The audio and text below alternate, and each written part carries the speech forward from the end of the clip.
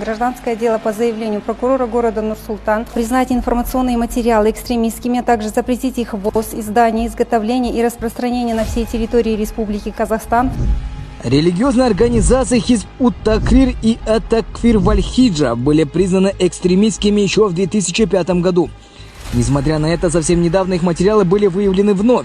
Найдены они были у жителя города Нур-Султан Коробова, являющегося приверженцем деструктивного религиозного течения. Была проведена филологическая, психологическая, религиозная экспертиза, которая установила, что в данных материалах имеется информация, нарушающая закон. По решению служителей Фемида эти материалы запрещено ввозить, издавать и распространять на всей территории Республики Казахстан. Кроме того, их запрещено публиковать в интернете, социальных сетях и СМИ.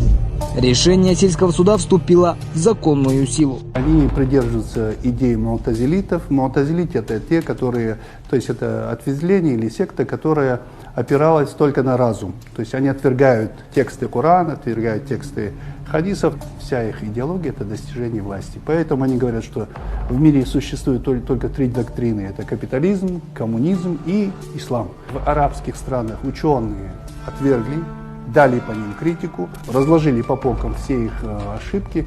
Естественно, после этого они перешли в страны СНГ. Организация Хизб ут-Тахрир, она представляет собой организацию с радикальным уклоном. Основной идеей было создание халифата или исламского государства. Но, как провозглашали в начале основатели этого движения, что они преследуют свои цели исключительно политическим путем, напрямую не призывает к насильственному свержению власти, но оно является идеологической основой для этих движений.